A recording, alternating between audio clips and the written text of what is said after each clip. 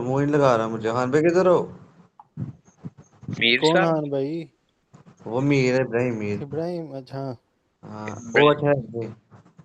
अच्छा, बात हो रही थी कि हमने अब जजमेंट देनी है एंड पे जाके। अच्छा भाई जजमेंट क्या एक होती है? वो मीर जी। नहीं आया है, वेट करना।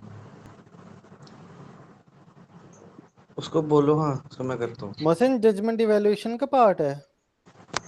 हाँ जी। आ गया स्टार्ट करो। ठीक है। हाँ भाई आ गए हैं जजमेंट जो फाइनली। है हमारी एवेल्यूएशन के ना दो पॉइंट्स है। एक के अंदर अच्छा अच्छा। आपने लिमिटेशन वाले फैक्टर्स बता देने हैं सारे, और हम्म। दूसरे के अंदर आपने ना जजमेंट और कंक्लूजन देनी है। ठीक है। ठीक है। कितने हमें कितने मार्क्स के होते हमें हैं एग्जामिनर ये? ये नहीं बताता कि इसके नंबर कितने हैं, इसके नंबर ये, उसने बस ये बताया हुआ है ओके। 6 मार्क्स है। और इसकी मार्किंग होती है लेवल बेस, लेवल 1, लेवल 2 और लेवल 3। जी। आपने लिमिटेशन लिख दिया, ये नहीं लिखा, तो आपको वो 1 या 2 में से मार्क्स दे देगा। आपने कंक्लूजन कर दिया, जजमेंट नहीं दी, तो आपको 2 नंबर मिल जाएंगे। ठीक है, लेवल 2 के मार्क्स मिल जाएंगे। तो ये डिपेंड करता है आपने कितनी चीजें लिख के दी है। अब कंक्लूजन के अंदर आपने जितनी बातें की ना, आप उसको कंक्लूड कर दो कि उसके बेनिफिट्स भी हो सकते हैं, उसके नुकसान भी हो सकते हैं। ठीक है। फिर आपने जजमेंट देनी है कि भाई इस चीज का बेनिफिट है कि नहीं है पेयर को। ठीक हो गया। आप अगर सपोर्ट करते हो तो आप लिख दो कि हाँ इस चीज का बेनिफिट है, और बेनिफिट होने की रीजनिंग देनी है। रीजनिंग दोगे तो वो आपका डेवलप होगा। जैसे कि भी हम लोग कह सकते हैं कि मतलब क्वालिटी कि जो है कि ये पेड़ की लॉन्ग टर्म सक्सेस के लिए एसेंशियल है। क्योंकि भला कि हम लोग देख लें कि इसकी जो कॉस्ट वगैरह हाई है, लेकिन जो इसकी क्या कहते हैं टेक्निकल स्टाफ जो कि रोबोट फिक्स करने की इनको ज़रूरत पड़ती है बाद में जाके, फिर जिन पे लीगल रेपुटेशन केस हो सकता है फायर्स की वजह से, उसके मुकाबले में काफ़ी बेहतर है ये लॉन्ग टर्म में, ये जो है ना आपको क्वालिटी एश्योरेंस की तरफ जाना। बिल्कुल ऐसा ही है। तो क्योंकि इधर ना लीगल केस देख सकते हैं ना वैसे मोहसिन भाई। क्या लिख सकते मतलब हैं? कि मतलब जैसे देखो ना वाकई ये जो फायर वगैरह लग रही है बैटरी पे, क्या कहते हैं हाँ, होटल्स बहुत वगैरह अच्छा के अंदर, पॉइंट है। तो लीगल केसेस पे हो ही सकता है। हो सकता है। और बहुत ज्यादा होती है। आप ये यही कर सकते हैं ना कि क्योंकि उनके साथ ये हो गया वै, अगर वो क्वालिटी एश्योरेंस के ऊपर काम करेंगे, ज्यादा करेंगे, सारा कुछ करेंगे, तो ऐसे जो मसले मसाइल है ना उसको वो अवॉइड कर सकते हैं इन फ्यूचर में। जिसकी वजह हाँ से इनकी जो पब्लिसिटी या इनकी जो इमेज है ना वो मेंटेन हो सकती है। वही बात है जो हमने ऊपर क्वेश्चंस में की थी ना, वो चीजें आप यहाँ पे रिपीट कर सकते हो। ठीक हो गया। लेकिन आपने यार क्वेश्चन ये के अंदर जजमेंट और रेपिटेशन नहीं करनी। कंक्लूजन में डिफरेंस। जी हाँ जी। भी क्या कह रहे हो? यार मैं कह रहा हूँ जजमेंट और कंक्लूजन में फर्क थोड़ा सा वाजे अगर आप काट लो। अच्छा, कंक्लूजन होता है बेसिकली आपने ऊपर जितनी बात की ना उसको 2 लाइनों के अंदर कंक्लूड कर दो कि इसके बेनिफिट्स भी है, इसके ड्रॉबैक्स भी है, या इसके लिमिटेशन भी है। ठीक है। ठीक है आप ठीक ये भी लिख ठीक। सकते हो कि शॉर्ट टर्म में तो ये कॉस्टली पड़ेगा, आपको ट्रेनिंग करनी पड़ेगी, आपका आउटपुट गिरेगा, लेकिन लॉन्ग टर्म में आपके लिए फेवरेबल है। एरर कम हो जाएगी, कॉस्ट कम हो जाएगी, टाइम सेविंग होगा। ठीक है। कॉस्ट ऑफ प्रोडक्शन ठीक आपकी सारी चीजें होगी। ये आपका कंक्लूजन हो गया। लेकिन आपने नीचे जाके ठीक। जजमेंट भी देनी है अलग से। जजमेंट में आपने सपोर्ट करना है या आपने निगलेक्ट करना है। ठीक है। एक तो आपने इस तरह की जजमेंट दे दी सपोर्ट करते हुए, जो एग्जामिनर है ना वो सजेस्ट ये करता है कि आपको जो स्टेटमेंट के अंदर बात हुई है ना उसके साथ जाओ। स्टेटमेंट में वो ये कह रहा है कि ये बेनिफिशियल है, तो आप नीचे जाके भी ये बात करो कि हाँ ये बेनिफिशियल है, और क्यों है, उसकी रीजन आपने दोबारा से बता देनी है कोई। और उसका फिर आपने बेनिफिट उसको कनेक्ट करते हुए केस स्टडी से आपने ले जाना है कि इसकी वजह से इनका प्रॉफिट बढ़ेगा, शेयर बढ़ेगा, इन्हें जो फ्यूचर में ग्रोथ है उसके अंदर मदद होगी, सारा कुछ होगा। ठीक है। एक तो तरीका ये होता है। दूसरा तरीका ये होता है कि ठीक है। वो ये पॉइंट जो इन्होंने बात की ना क्वालिटी एश्योरेंस की, इसके साथ प्लस वो कोई और पॉलिसी अप्लाई कर ले। ठीक है ठीक। ठीक है। मैं तो आप वो यूज करके भी एक जजमेंट दे सकते हो कि वो एक हद तक जरूरी है, लेकिन बाकी फैक्टर्स को भी साथ में इंक्लूड करना पड़ेगा, तब जाके अच्छा यार रिजल्ट लेकिन आएगा। इसमें ये इशू नहीं होगा कि जो आपने नीचे मेथड बताया मिसाल के तौर पे आप नीचे को कि टी क्यू एम को भी इस्तेमाल करना चाहिए, क्वालिटी कंट्रोल को भी इस्तेमाल करना चाहिए, लेकिन हाँ, हमने पीछे उसका बिल्कुल भी बेस भी नहीं दी हुई और बिल्कुल नॉलेज भी नहीं दी हुई है, और हम उसे डायरेक्टली जो है वो कंक्लूजन के अंदर ट्रैक कर रहे हैं। आप कर सकते हो। अच्छा डायरेक्टली भी कर सकते हैं। डायरेक्टली कर अच्छा सकते हो आप। इसमें मैं जी जी। जो है ना वो इवैल्यूएशन थोड़ी सी इस तरह करता था, मिसाल के तौर पे आपने यहाँ लिखा है ना ट्रेनिंग रिक्वायर्ड, तो मैं इसको as a decision making factor बना देता था कि अगर तो ट्रेनिंग रिक्वायर है तो उन्हें चाहिए कि वो कर दें, अगर नहीं है तो वो ना करें ठीक है। इवेलुएट करने के लिए। अच्छा, अब हमने पीछे पढ़ा था कि इन्होंने ना क्वालिटी कंट्रोल को खत्म करके इंश्योरेंस पे आ गए हैं। ठीक है, तो आपने अपना जो आंसर है ना वो इसी तरीके से लेके चलना है। आपने ये बताना है कि ये कंट्रोल जो क्वालिटी एश्योरेंस है ना वो कर रहे हैं। ये नहीं आपने कहना कि अगर वो इम्प्लीमेंट करते हैं या अगर वो करेंगे इन फ्यूचर, तो वो पॉइंट आपके लिए ना हाँ इनवैलिड हो जाएगा। बिल्कुल, क्योंकि वो ठीक है, कर रहे हैं। वो क्योंकि फिर वो केस स्टडी से लिंक नहीं कर रहा ना, वो तो आपने एक अलग बात कर दी। बिल्कुल। ठीक है, जल्दी से किसकी ये देख लेते हैं। इन्होंने डेफिनेशन दी हुई है, क्वालिटी एश्योरेंस की भी दे सकते हो, क्वालिटी कंट्रोल की भी दे सकते हो, क्योंकि कंपैरिजन वाला जब आप पॉइंट या फिर ऐड करोगे तो आप उसको ऐड कर सकते हो। नॉलेज के अंदर आपका हम्म, वेस्ट कम होगा और प्रॉब्लम्स वगैरह आइडेंटिफाई होगी। बहुत अच्छा पॉइंट है ये, क्योंकि जब आप हर स्टेज ऑफ प्रोडक्शन पे कर रहे हो तो आपको पता चल रहा है कि इस जगह पे प्रॉब्लम आ रही है, तो आप उसको ठीक कर सकते हो। Need for financial inspection reduced या रिमूव एंड पे आपको नहीं करनी पड़ेगी। Easier to trace where faults अगर, ये दोनों पॉइंट्स तकरीबन एक जैसे ही है। Employees have greater responsibility for making sure their work meet standard. Greater employee involvement in decision making. ये भी पॉइंट्स है, ये हमने डिस्कस किया था। ठीक है, इसके डिसएडवांटेजेस क्या क्या हो सकते हैं कि कॉस्ट ऑफ ट्रेनिंग आ गई, इनिशियल ड्रॉप इन आउटपुट हो सकता है, एम्प्लॉयज में डिमांड हायर वेजेस। हाँ, ये भी हो सकता है क्योंकि रिस्पॉन्सिबिलिटी ज़्यादा आ रही है। इंक्रीज प्रेशर ऑन एम्प्लॉय, ये भी बात हमने की, वर्किंग कंडीशन खराब हो सकती है। एम्प्लॉयज में भी रेजिस्टेंट टू चेंज। ठीक है, ये पॉइंट वही आ सकता है डिसलॉयल्टी वाला।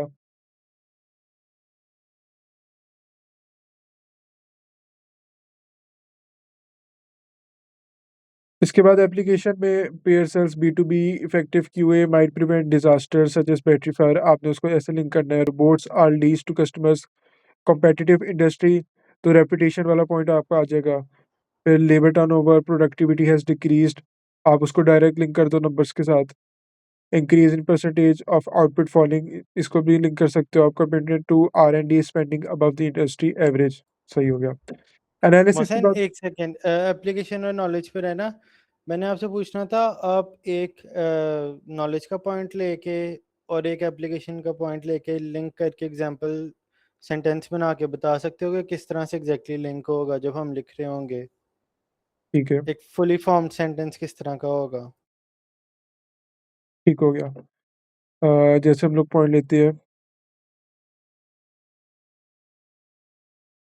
employees have greater responsibility for making sure their work meet standards। ठीक है, अब आप इसी को लिंक कर दो कि इसकी वजह से employees have greater।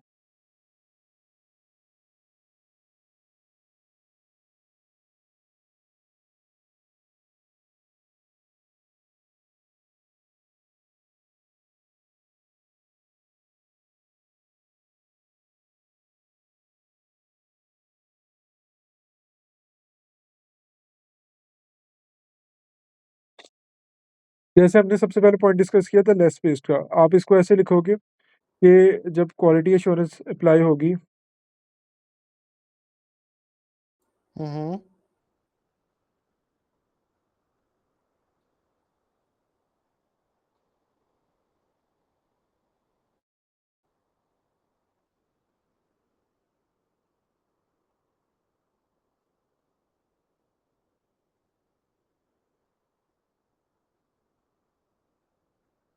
बिजनेस का नाम क्या है? पता नहीं, बिजनेस का नाम है KB1। पेड़ नाम है इसका, पेड़। पेयर पेयर के नाम है, ठीक है। बिजनेस की जगह आपने बिजनेस नेम पेयर। लिखना है। And we have okay, created 10 pairs. Reference देना है। ये रेफरेंस हो रहा है ना, और आपने वही यूज करना है। आप बिजनेस क्यों लिख रहे हो जब आपको बिजनेस पता है कौन सा है? हाँ।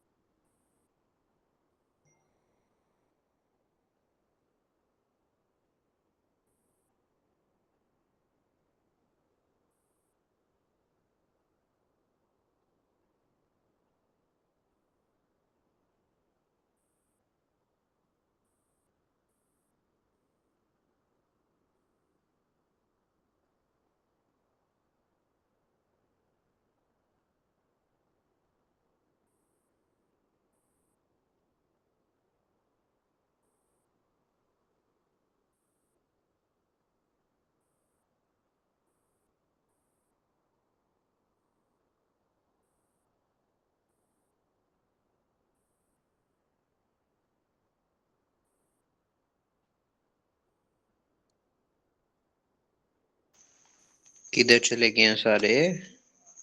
इधर ही है, आंसर कर रही हैं। Oh my God, you blessed us with your voice. How lovely.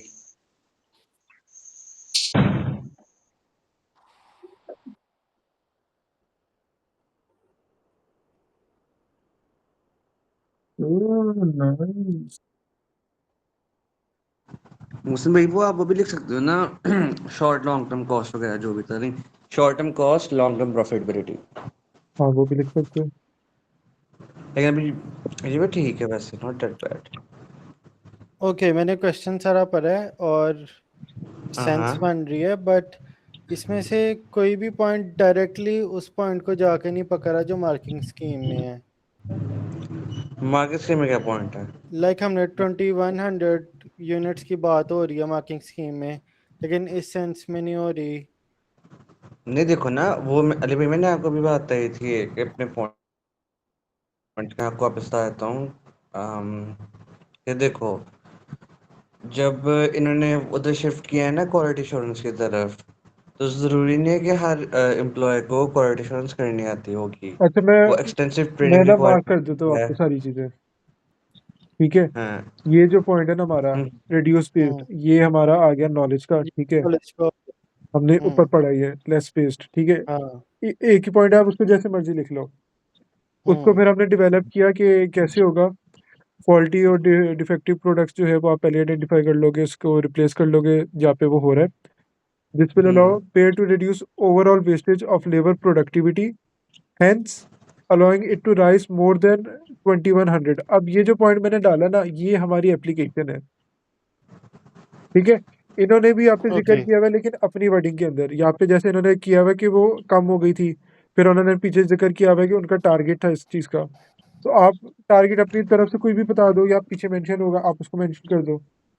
फिर इसका जब यानी हमने बस उस चीज एप्लीकेशन में हमने बस उस चीज को मेंशन करना है, उसको अभी फ्यूचर के या करंट उससे नहीं जोड़ना कि अभी किधर स्टैंड कर रहे हैं। हम हाँ पास्ट की चीज भी मेंशन कर बिल्कुल सकते हैं। बिल्कुल ऐसे। ये जो एप्लीकेशन है ना वो ओ, फ्यूचर नहीं होता, बच्चे ये करते हैं एप्लीकेशन एनालिसिस को मिक्स कर देते हैं।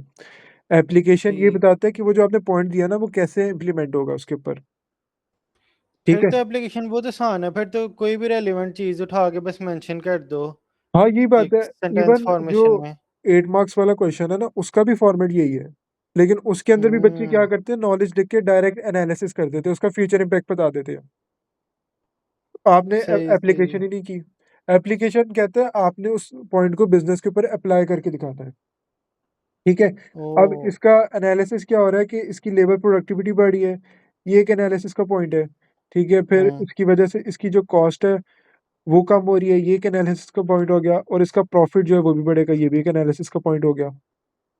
ठीक ठीक है, ठीक। तो ये चेन ऑफ एनालिसिस चल रहा है ना इसके अंदर, आपकी तीनों चीजें आ गई इसके अंदर। अच्छा, ये जो आपने सेंटेंस लिखा है ना ऊपर, defected and defected products are identified and replaced as at stages where errors occurred, इसको आप किस चीज के अंदर फॉल करवाओगे? नॉलेज में? ये ये एक पॉइंट एक्स्ट्रा पॉइंट नहीं हो जाएगा ये मैं नॉलेज आपको का? बता देता हूँ, ये पॉइंट आ गया आपका डेवलपमेंट का। ठीक है, अब हम लोग जब डेफिनेशन से स्टार्ट करेंगे ना, तो डेफिनेशन के हम्म, अंदर ये बात पहले से ही हुई होगी कि ये each hmm, stage of production पे हो रहा है। क्योंकि अभी डेफिनेशन मैंने नहीं लिखी और मैं एक पॉइंट एक्सप्लेन कर रहा था, तो पॉइंट की एक्सप्लेनेशन को डेवलप करने के लिए मुझे लिखना पड़ा। जब मैंने पहले से डेफिनेशन लिखी होगी ना, तो मुझे इतनी वर्डिंग नहीं डालनी पड़ेगी। अच्छा, मैं थोड़ा डम सवाल पूछने लगा हूँ, लेकिन इसमें डेफिनेशन नॉलेज, डेफिनेशन बेनिफिट और डिसएडवांटेज में से कोई भी दो चीज़ों के पॉइंट्स लिख सकते हैं, हाँ इसी ऐसे ही तरह? है, ऐसे ही है। ओके ओके, ठीक है, ठीक है, कंटिन्यू। फिर हम्म, एनालिसिस पे आ जाते हैं। तो faults with products will be identified, ensuring quality standards are met, which will increase customer satisfaction. ठीक है, and this will increase the number of customers who choose to extend their lease for robots, resulting in an increase in revenue. As employees are responsible for checking the robot cleaners for faults, there will be less waste of material, which will reduce cost, resulting in increasing profits. ठीक है, हमने भी ऐसा ही points लिखा था कि हमारी जो कॉस्ट है वो कम होगी और प्रॉफिट बढ़ जाएगा। तो यही आपका चेन ऑफ एनालिसिस है। आपने एप्लीकेशन दी, ये देखो एप्लीकेशन का ज़िक्र कर दिया उसने। एप्लीकेशन के बाद आपने एनालिसिस दिया और उसके बाद आपने उसको डेवलप कर दिया। ठीक है? मज़ीद आ जाते हैं ग्रेटर रिस्पॉन्सिबिलिटी फॉर क्वालिटी और इंट्रोड्यूसिंग, ये एक पॉइंट उन्होंने दिया हुआ है, introducing quality assurance will require training of employees leading to an increase in cost, और इसके आगे सिर्फ इन्होंने एन लिखा हुआ है। इसके जो बच्चे को है ना वो 1 नंबर मिलेंगे, क्योंकि उसने उसको मज़ीद डेवलप नहीं किया, या उसने उसका जो इम्पैक्ट था या कॉस्ट था वो नहीं उसने आइडेंटिफाई किया। Adapting to quality assurance may reduce the productivity of employees due to resistance to change, resulting in less production of KB and therefore reduce profit. अब आ जाता है वैल्यूएशन का point. Limited evaluation, supported judgment and or weak attempt or evaluative comment, develop evaluation, supported judgment or reasonable evaluative comment, developed evaluation in context level 3, हमने ये चीज़ achieve करनी है। Supported judgment in context or reasonable evaluated comment in context, ठीक है? तो support के अंदर अगर फैक्टर की बात करें तो critical to Pair as robots are lease to customers and therefore if the robots are substandard business will end their leasing resulting in a loss of sale and profit. Factors that factors that the impact might depend on extent to which customers value quality above price। अच्छा, ये सारे limiting factors आ गए। ये हम लोग कल discuss कर रहे थे ना कि शॉर्ट टर्म लॉन्ग टर्म होता है और दूसरे पॉइंट्स होते हैं। ये उन सब पॉइंट्स की बात कर रहे हैं कि ये भी तो हो सकता है कि कस्टमर को फ़र्क नहीं पड़ता। अगर प्रोडक्ट उनकी सस्ती है, तो उन्हें क्वालिटी जो है वो इतनी वैल्यू नहीं करती, और अगर उनकी प्राइस ज़्यादा है, ज़्यादा चार्ज करते हैं, तो वो जो है अपनी क्वालिटी के ऊपर उन्हें काम करना पड़ेगा। और इसको आप ऊपर भी यूज़ कर सकते हो कि क्वालिटी एश्योरेंस होगी ना, तो ये प्राइसेज़ भी ज़्यादा चार्ज कर सकते हैं, क्योंकि एक high quality premium product sell कर रहे हैं। The cost to Pair of substandard production significant cost, as Payer has a target to solve customer problem within 24 hours. Therefore, Payer must always have technical staff on hand to deal with customer problems। ठीक है, ये आप कह सकते हो एक second option उसने दे दिया कि क्वालिटी एश्योरेंस के होने के बावजूद भी उनके पास कोई ऐसा स्टाफ होना चाहिए जो कि फ़ौरन उस चीज़ को ना करेक्ट कर सके। ठीक है, इसको आप वो भी कह सकते हो जो कंटीजेंसी प्लानिंग हमने की थी ना, कि बैकअप पे कुछ ना कुछ होना चाहिए ताकि क्विक रिस्पॉन्स दिया जा सके। The quality of the workforce in terms of skills and training and its willingness to adapt to changes that QA requires। Quality assurance needs to be part of an integrated approach with other functional departments decision। ये इसने overall they दिया कि ये तो ज़रूरी है, लेकिन इसके साथ बाकी चीज़ों को भी कनेक्ट करना पड़ेगा। ठीक है, ये फिर उसने पूरा आंसर एक बना के आपको दिखा दिया। नहीं, evaluation I guess। हाँ जी, एवेल्यूएशन वाला पॉइंट उसने बहुत अच्छा डेवलप करके बता दिया। हम लोग लेवल 3 से स्टार्ट करेंगे। Develop evaluation in context in the short term, वही लॉन्ग टर्म शॉर्ट टर्म की बात आ रही है। Introducing quality assurance will be more costly to the business as employees need training. There could be an initial reduction in productivity as shown by the data in 2024 compare to 2023। उसने link भी कर दिया कि study से। And an increase in quality KB1 reports as employees adjust to new demands of taking responsibility for quality. ठीक है, ये valuation की बात हो रही है। हमने जब ऊपर पॉइंट्स लिखे थे सारे, तो हमने साथ में ये चीज़ें लिखी थी ना कि ट्रेनिंग चाहिए होगी, आउटपुट कम हो जाएगा और सारी चीज़ें होगी। तो अगर हम ऊपर ही हर पॉइंट के साथ एवेल्यूएशन दे देते तो वो पॉइंट भी बिल्कुल करेक्ट था, क्योंकि वही बात उसने फिर आगे जाके की है। However, in the long term, as quality assurance becomes embedded at Payer, there should be a reduction in quality output of robots and less chance of the sort of failure that led to the fire at a school due to KB1 overheating। Overall, maintaining quality assurance is essential to the reputation of Payer and maintaining its market leadership, so quality assurance implemented effectively can support continued success। ठीक हो गया, ये इसने अपनी judgement दे दी कि quality assurance जो है वो ज़रूरी है, मेंटेन रखनी पड़ेगी। Balanced evaluation with points firmly in the context of the case material leading to an overall supported judgment. This would be 6 marks for evaluation. ये अगर आप इतना लिख लेते हो ना इस तरीके से, आप बस इसकी लेंथ को देखो कि इसने बड़े छोटे से पैराग्राफ के अंदर ना पॉइंट सारा कवर कर दिया। आपने बहुत ज़्यादा नहीं लिखना, आपने थोड़ी सी बात करनी है, टू द पॉइंट बात करनी है और कोई फजूल बात नहीं करनी बीच में। तो आपके जो नंबर है पूरे वो आपको मिल जाएंगे। In awarding evaluation marks, examiners should take a holistic approach to the answer, considering its balance and judgment.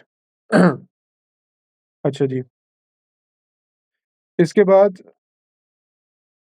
एक 4 मार्क क्वेश्चन है, एक 12 मार्क क्वेश्चन है और दोबारा से एक 12 मार्क क्वेश्चन है। ये मैं चाह रहा हूँ कि आप लोग खुद से सॉल्व करो क्योंकि केस स्टडी वगैरह सारी पढ़ ली है। मुझे बस एक चीज करवा दो, ये 4 का ए पार्ट करवा दो मुझे बस, बाकी मैं बी और वो 5 कराता हूँ। Using the data in table 1.2, calculate the dividend cover for 2024. Dividend cover क्या होता है? यार वही मुझे नहीं आता ना, डिविडेंड कवर होता क्या है। डिविडेंड्स पेड ये लिखा हुआ है, ठीक है ना, ये 2023-2024 का, लेकिन ये ऐसा आगे समझ नहीं आ रही है कि ये डिविडेंड मतलब करना क्या है इसका।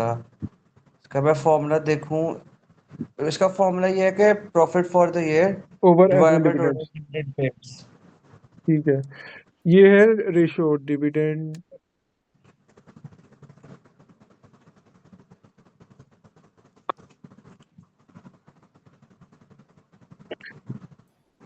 आई गेस इसमें से रेवेन्यू से एक्सपेंसेस निकाल के जो प्रॉफिट होगा उसमें से निकालने के प्रॉफिट का कितने % डिविडेंड है।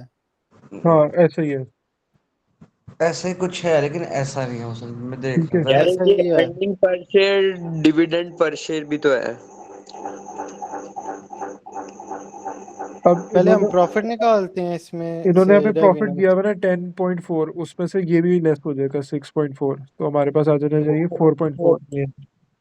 नहीं 10.4 में से आप लोग 6.4 निकाले तो 4 मिलियन आ जाएगा बिल्कुल।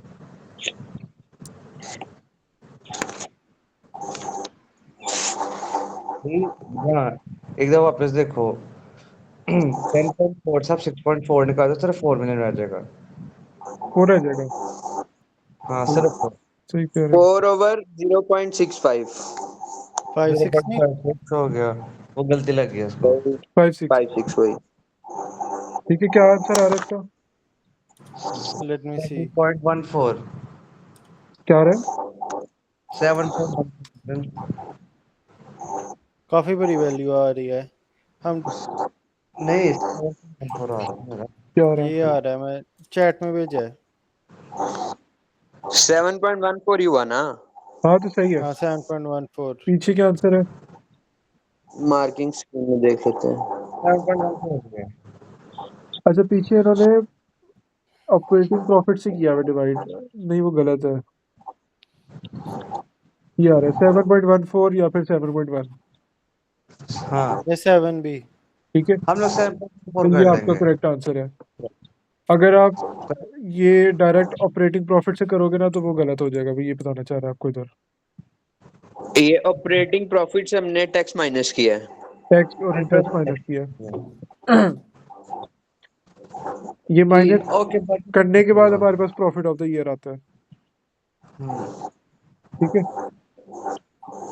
प्रॉफिट ऑफ द ईयर किस तरह आता है? ये इंटरेस्ट माइनस करके ना, ये इंटरेस्ट कह माइनस रहे हो आप? करके सारे जो एक्सपेंसेस होते हैं ना वो सारे लेस करके आपके पास आ जाता है।